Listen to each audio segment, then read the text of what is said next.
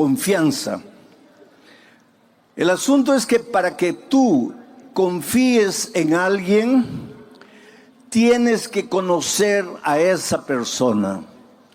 Porque tú no puedes confiar en alguien a quien no conoces. Hoy día muchas personas están siendo heridas por causa del internet, porque confían en personas a quien no conocen. Por favor, querido, especialmente si eres joven, ¿cómo vas a conocer a alguien por el internet? Las personas se conocen personalmente, cara a cara. ¿Cómo puedes decir que amas a alguien por el internet? Y las consecuencias a veces son tristes. Porque para confiar en una persona hay que conocerla. Y para conocer a una persona hay que interrelacionarse personalmente. Hay que saber cómo es la otra persona, quién es, por qué es así.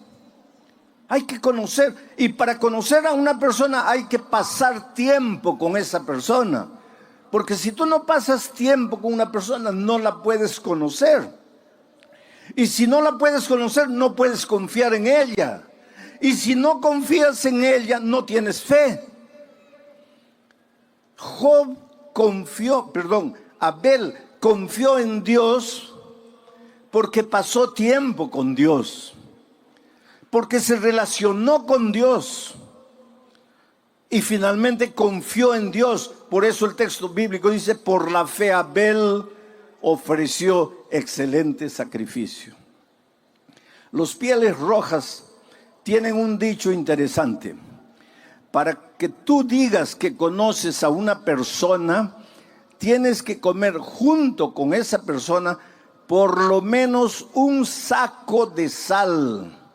¿Tú entiendes lo que ellos quieren decir? Tú sabes que la sal se come de a poquito, se le echa una pizca a la comida para darle sabor. Ahora imagínate tú con otra persona comer juntos un saco de sal. ¿Cuánto tiempo te va a llevar eso? Toda la vida.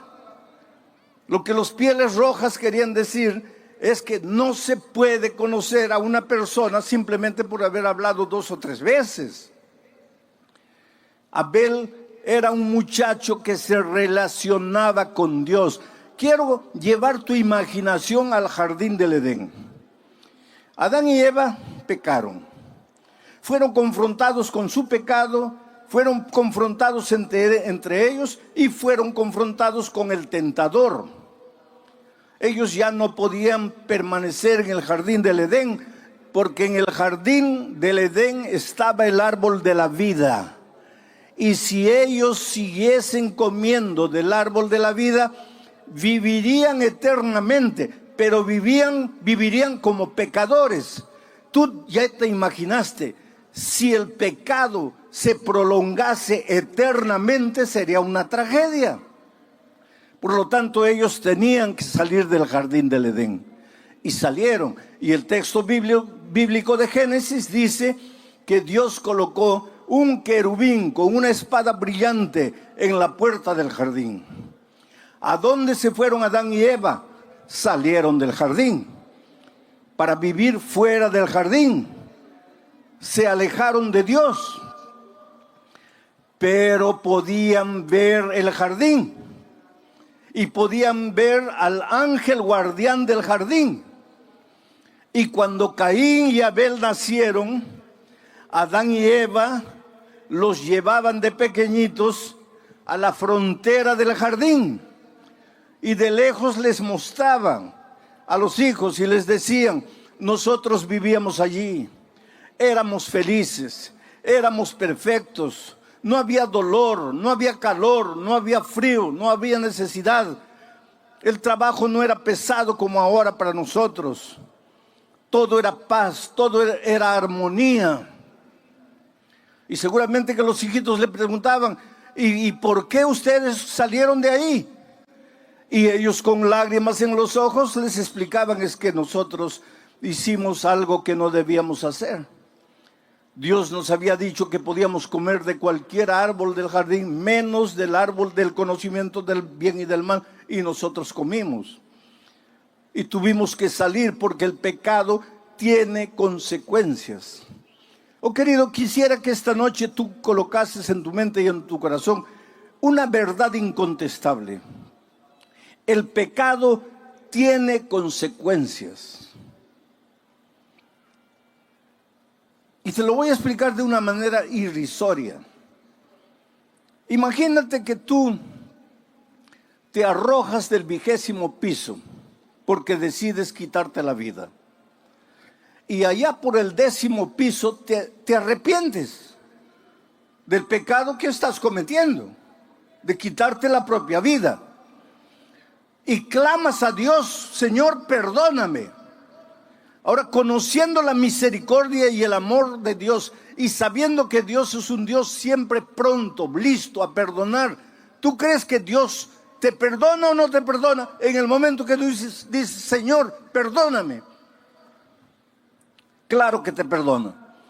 Estás perdonado, pero ya estás cayendo por el 9º piso. Perdonado. Vas a llegar al suelo. Perdonado, pero vas a morir, porque el pecado tiene consecuencias.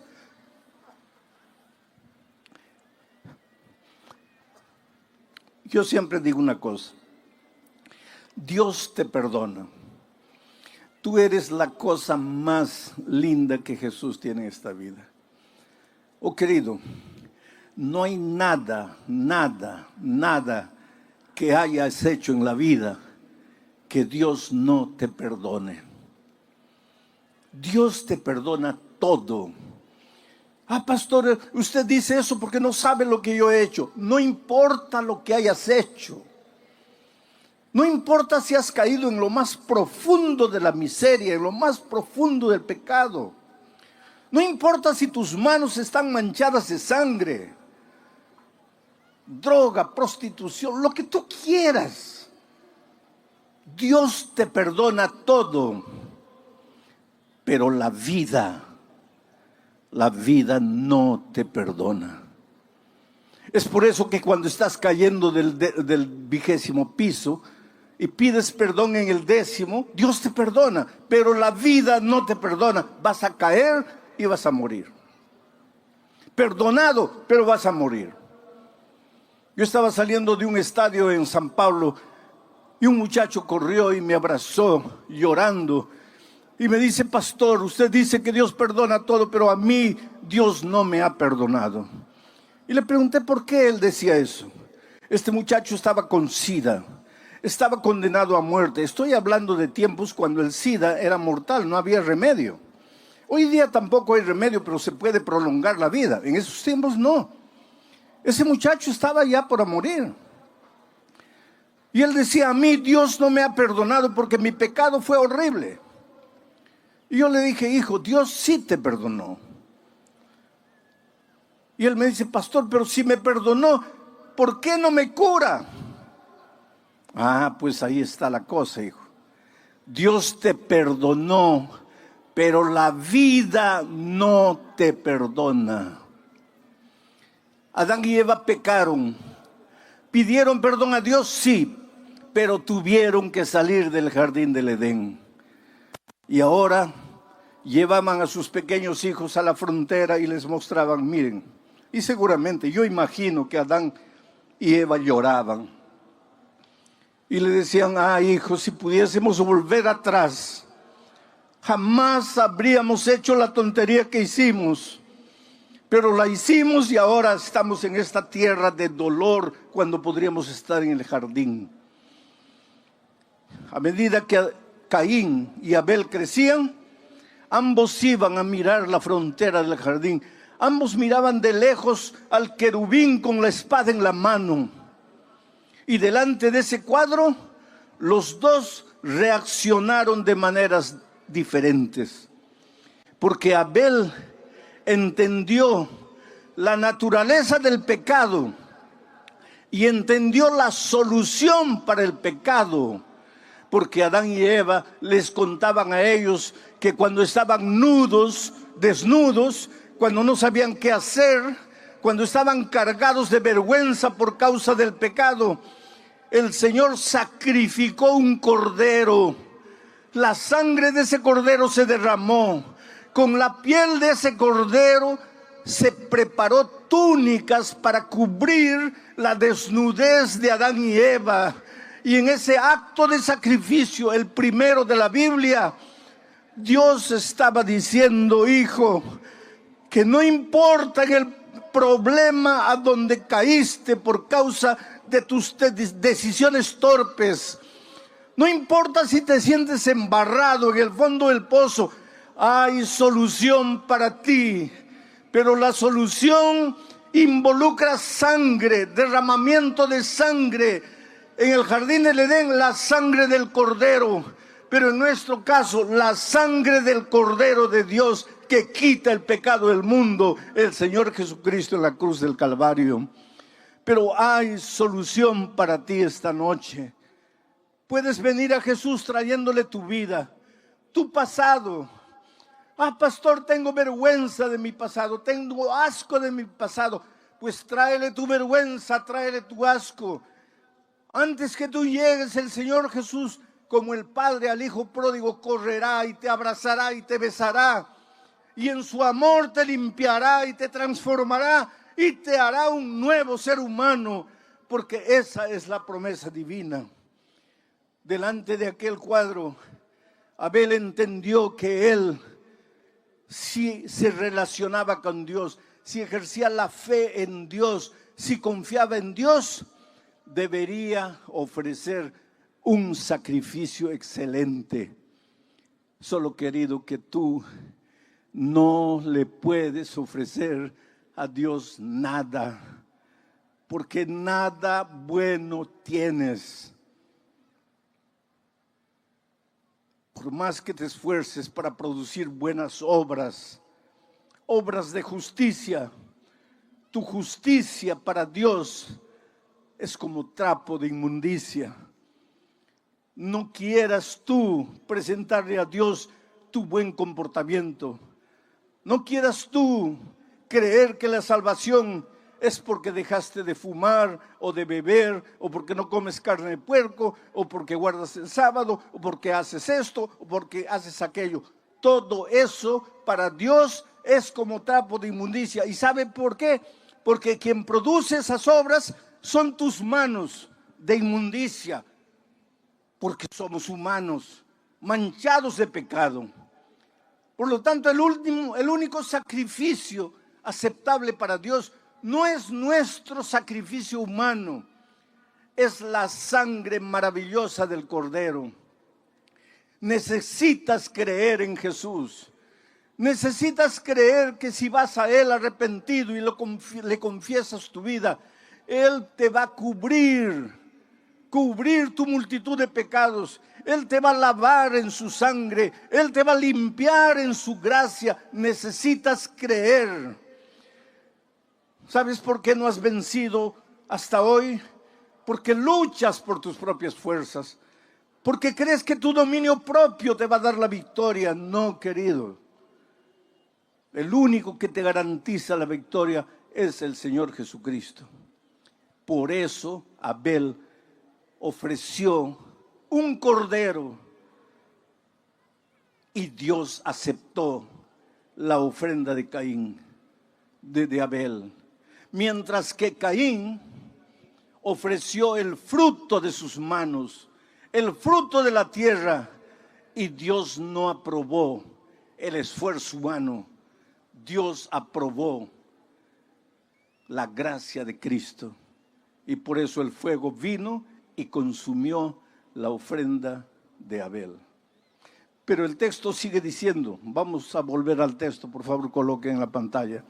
Por la fe Abel ofreció a Dios más excelente sacrificio que Caín, por lo cual alcanzó testimonio de que era justo. Esa es la parte que voy a desarrollar ahora.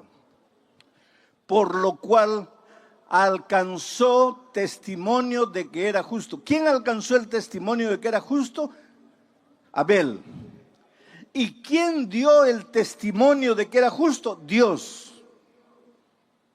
¿Y por qué Dios dio en favor de Abel el testimonio de que era justo?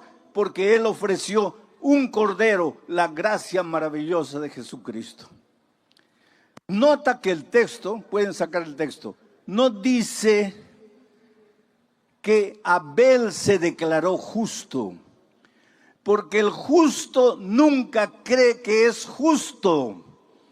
El verdadero justo siempre se siente pecador. Yo me preocupo cuando veo a algún cristiano que se siente justo, o por lo menos se siente con el derecho de acusar al pecador, de mirar al pecador, de juzgar al pecador. ¿Qué derecho tienes tú de apuntar el pecado de tu hermano? Mira la viga de tus ojos, no mires la paja del ojo de tu hermano. Tú no eres justo. Abel no dijo, yo soy justo porque Dios aprobó mi sacrificio, sino que Dios dio testimonio de que era justo. Dios el justo. Ahora hay una cosa. Abel llevó un cordero, creyó en la sangre de Jesús, creyó en la gracia de Jesucristo, pero enseguida Dios dijo, este hombre es justo. Justo es aquel que anda en la justicia. Justo es aquel que hace obras de justicia. Pero Abel no hizo las obras de justicia con sus esfuerzos propios. Abel obró las obras de justicia porque creyó en la gracia maravillosa de Cristo. Por favor, nunca pienses que tú puedes salvarte por tus obras de justicia humana. Pero tampoco pienses que porque eres salvo por la gracia de Cristo, puedes vivir como tú quieres. No. A partir del momento en que Jesús te limpia, te purifica de tus pecados, te prepara para andar en las obras de justicia. Porque Dios es un Dios justo y quiere que sus hijos caminen por los caminos de justicia. Por eso en el Salmo 23, David dice que el buen pastor conduce a su rebaño por las veredas de justicia.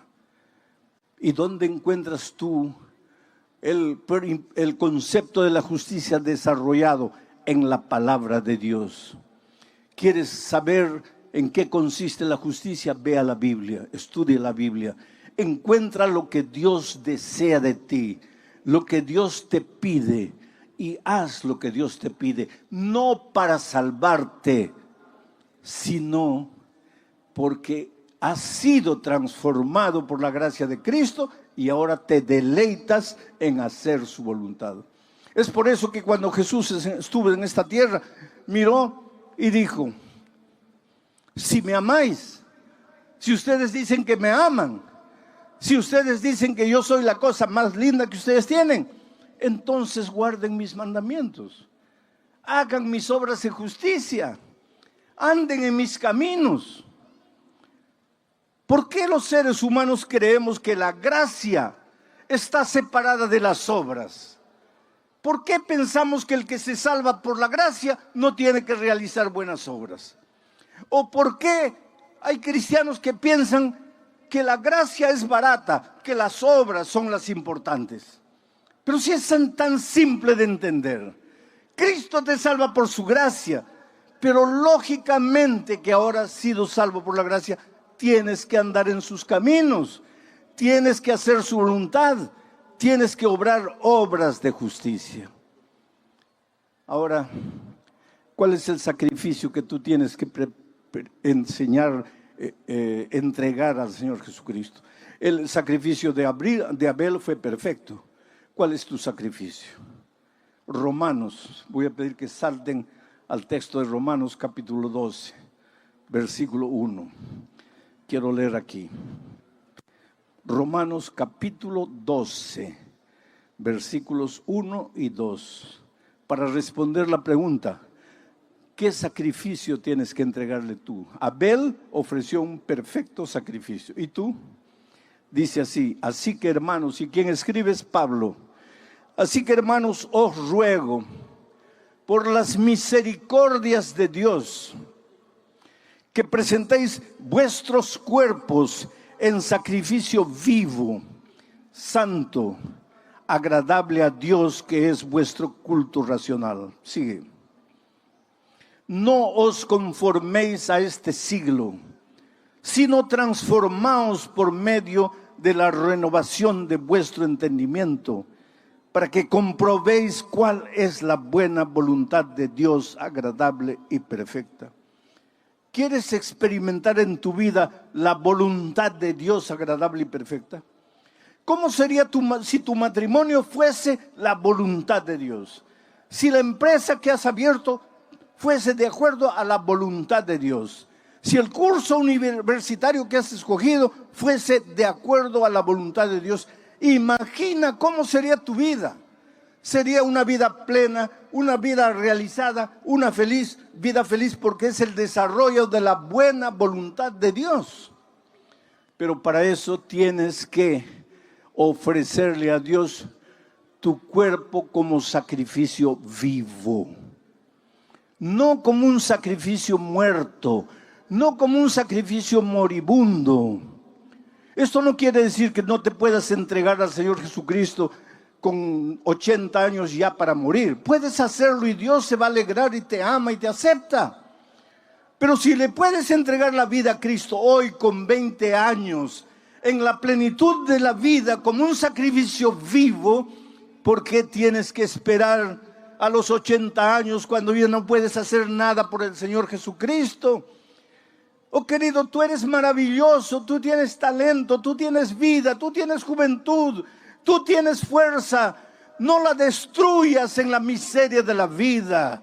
No pases noches y noches desperdiciando tu vida en los placeres de este mundo. Entrégale tu ser entero a Dios como sacrificio vivo.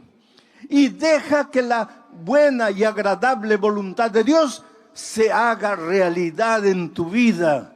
Y tendrás paz y serás feliz. Yo me acuerdo de una historia triste, de una abogada que comenzó a sentirse mal y fue al médico. Y el médico, después de unos exámenes, le dijo, estás con SIDA. Pero ella nunca le había sido infiel al esposo. ¿Cómo podría estar contagiada de SIDA? Evidentemente el esposo había traído esa enfermedad a la familia. Pero cuando la abogada recibió el diagnóstico de que estaba con SIDA, el consultorio de la médica era a las orillas del mar de Copacabana.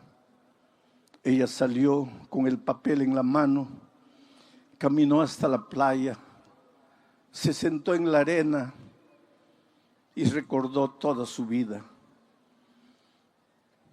Solo había tenido un hombre en la vida, su esposo. Habían comenzado a flirtear cuando tenían 12, 13 años. Comenzaron a enamorar a los 15 años contra la voluntad de los padres. Ella le repetía desde la ventana las palabras de una poesía que muchos de ustedes conocen. Quítate de la ventana, chiquillo loco, que mi madre no te quiere, ni yo tampoco. Pero el muchacho insistía y la conquistó. Y a los 15 años de edad empezaron a enamorar. Ese muchacho no quería saber nada con la vida, solo amigos, al principio cigarro, después bebida, después drogas. Y los padres le decían a la hija, pero hija, ¿cómo te vas a casar con un muchacho así? Tú, una abogada, ¿cómo te vas a casar con un hombre irresponsable que solo quiere disfrutar de tu dinero? Porque él no trabaja, él no es profesional, él no estudia, él solo vive en las drogas, en la bebida. Y ella respondía a sus padres con aquella frase famosa de las chicas: mi amor lo va a cambiar. Oh, querido, tu amor no cambia a nadie. Por favor, no te engañes. Pero en esta vida todos tenemos que tomar decisiones. Caín tomó una decisión errada. Abel tomó la decisión correcta. Esta jueza, esta abogada, tomó una decisión errada. Se casó con la persona errada, con una persona que no quería saber literalmente nada con las responsabilidades de la vida, que solo quería pasarla bien, que solo quería disfrutar de los placeres de esta vida. Ella fue una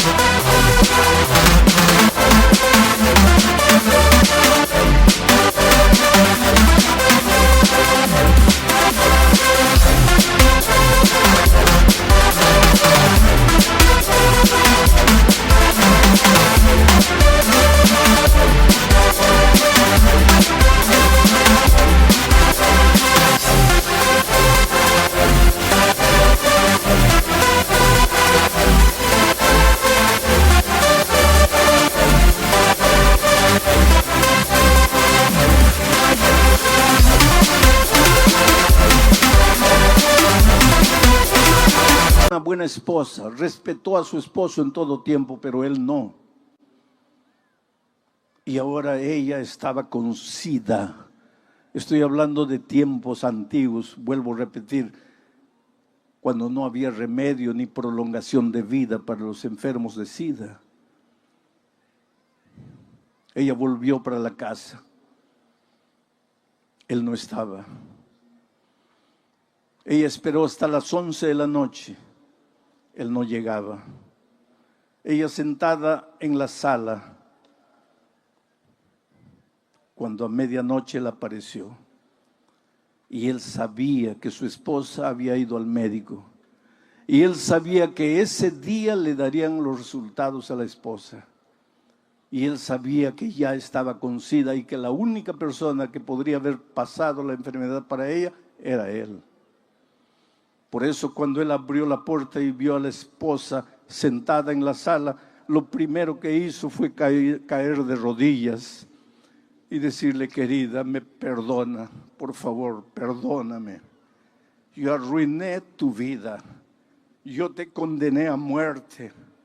Yo no puedo hacer nada para resolver el problema. Yo solo te puedo pedir perdón. Pero la cólera tomó cuenta de ella. De repente vio todo oscuro.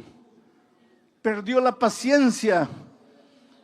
Y le gritó: ¿tú piensas que porque te arrodillas y me pides perdón has resuelto mi problema? Voy a morir.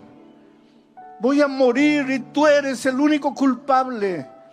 Has vivido todo el tiempo de mi dinero, nunca has trabajado, nunca te has comprometido con nada y me has condenado a muerte. Llegó un momento de ira y entró al cuarto, agarró un revólver y le dio 6 tiros al esposo y lo mató.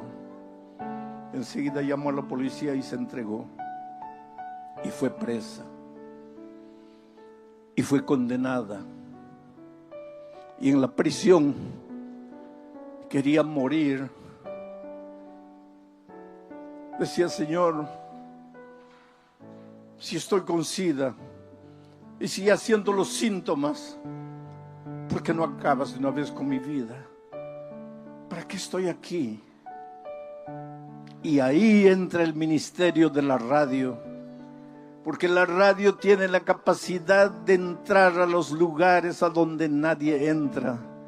Yo estuve en un país musulmán, cuyo nombre no voy a decir, para proteger a los misioneros allá, a donde el evangelio entró a través de las leyes de prohibición y todo, y hay un núcleo de musulmanes que se volvieron cristianos a través del ministerio de la radio.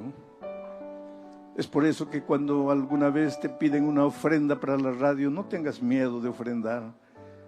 La radio puede llegar con el evangelio a los rincones más apartados, y la radio llegó a la vida de esta abogada con el evangelio en su momento de desesperación, y ella entendió que Jesucristo era Dios, y con los hombres no podrían hacer, Jesús podría hacer, y que el milagro maravilloso de Cristo tal vez no sería curarla del SIDA, mas curarla del alma, para enfrentar la muerte sin miedo y sin temor, con la esperanza de encontrarse con Jesucristo cuando Él viniera.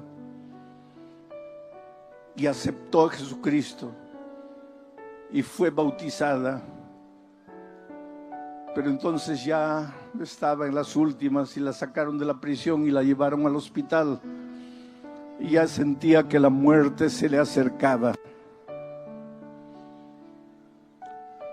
Y entonces cuando el pastor la visitó, ella le dijo: pastor, yo no tengo miedo de morir, porque en la Biblia aprendí que los cristianos no morimos, solamente dormimos hasta la segunda venida de Cristo, y que cuando Cristo venga, yo resucitaré para encontrarme con el Señor Jesús. La más grande decisión que he tomado en mi vida fue aceptar al Señor Jesús y bautizarme. Y le dijo: anoche tuve un sueño. Soñé que estaba siendo juzgada y que el diablo vino y le presentó todas las acusaciones contra mí. Muchacha torpe, no le hizo caso a sus padres cuando era joven, mientras se enamoraba con un don nadie. Muchacha torpe porque cuando vio la vida promiscua que el marido vivía, no se separó. Y finalmente muchacha torpe porque agarró un revólver y le quitó la vida al esposo. Y entonces en su sueño ella vio al Señor Jesucristo acercarse al Padre y decirle: todo esto es verdad, pero lo que el diablo no dice es que ella aceptó mi gracia, aceptó mi sangre, aceptó mi sacrificio y fue bautizada. Por lo tanto yo escribo: perdonada y salvada. Our hearts fly made in the cosmic glow. Together we'll go. As we're chasing in this endless space, galaxies embracing our secret place.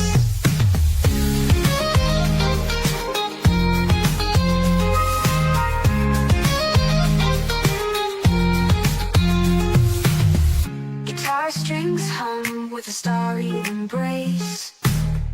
Melody so clear, guiding our pace. Under the moonlit sky, we let our hearts fly. Made in the cosmic glow, together we'll go. Dreams we're chasing, like shooting stars bright. Galaxies embracing, holding us tight. In this endless wonder, our love finds its place. The universe unfolding, just you and me here.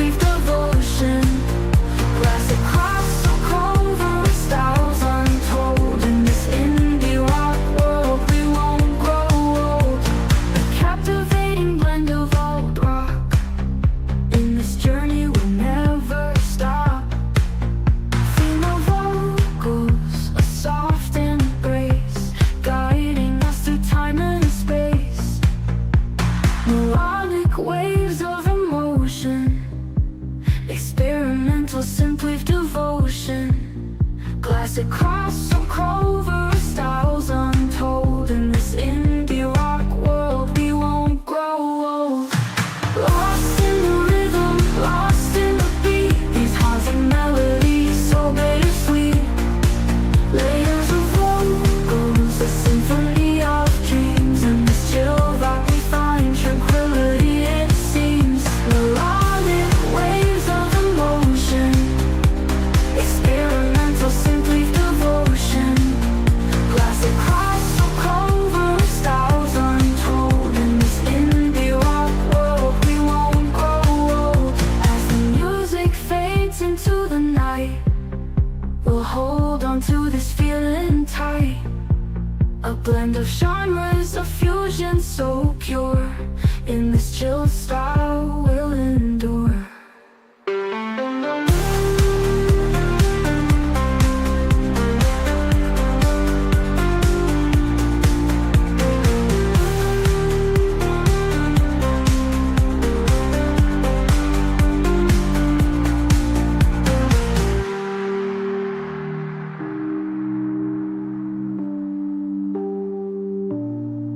As the music fades into the night, we'll hold on to this feeling tight. A blend of genres, a fusion so pure. In this chill style we'll endure.